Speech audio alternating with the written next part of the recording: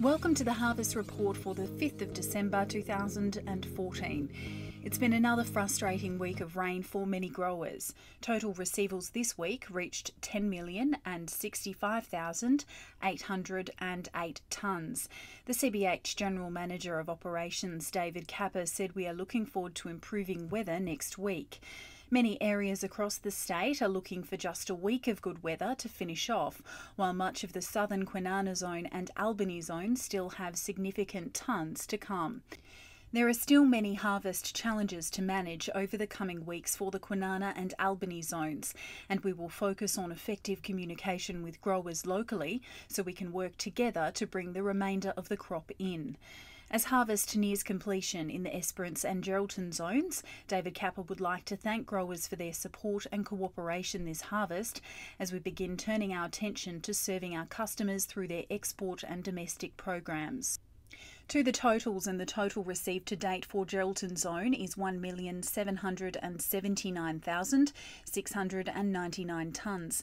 The total received to date for the Esperance zone is 1,599,816 tonnes.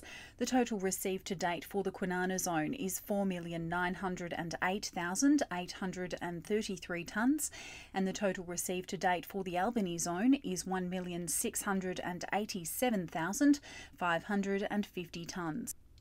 To the Geraldton zone, and harvest in the Geraldton zone has nearly come to an end, with receivables sitting at just over 1.77 million tonnes. Geraldton zone manager Duncan Gray says the zone currently only has minimal sites open. Those sites still open are looking at closing in the very near future. And as a final message from the Harvest Reports, Mr Gray would like to say, on behalf of all staff in the Geraldton zone, please have a safe and very happy Christmas and New Year. To the Kwinana zone, and harvest across the Kwinana zone has been slow over the past week as a result of widespread rain and cooler weather.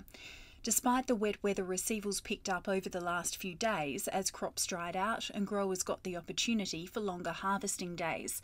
CBH Kwinana Zone Manager Gavin Bignell says the zone has received approximately 650,000 tonnes over the past week. The majority of growers in the north of the zone will be finished harvest by the end of this week, while many in the south will be done by the end of next week if the weather permits. While we are now starting to see some weather-damaged and sprouted grain as a result of the recent wet weather, on the whole, quality is still holding up well. It's been another frustrating week for growers in the Albany zone, with reports of between 10 and 100 mils of rain at the end of last week. 250,000 tonnes of grain was received this week. This resulted in further delays to harvest and potential quality downgrades. Some growers are still experiencing issues with high moisture, and falling numbers units have now been implemented at all sites, with tests being conducted on loads showing visually sprouted grain. CBH Albany Zone Manager Greg Thornton said wheat quality has been standing up quite well, although there are some areas experiencing some downgrades due to low falling number results.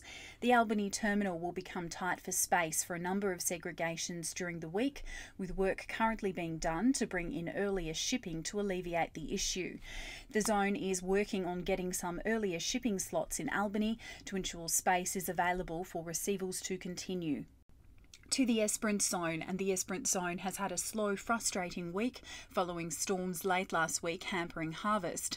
Most growers were able to get some crop off late this week. In the last week, we've received 160,000 tonnes. Esperance zone manager Mick Dawes said some services around the zone are starting to fill and close, while many growers are finished or very close to finishing. If we have a good week of weather next week, we will see a large percentage of growers finished. Now to the market update supplied by General Manager of Marketing and Trading Jason Craig. This week we saw market rumours that Russia may restrict exports. This was combined with a forecast reduction in the Australian crop prediction, sparking greater interest in Australian wheat. As a result, wheat prices in Western Australia firmed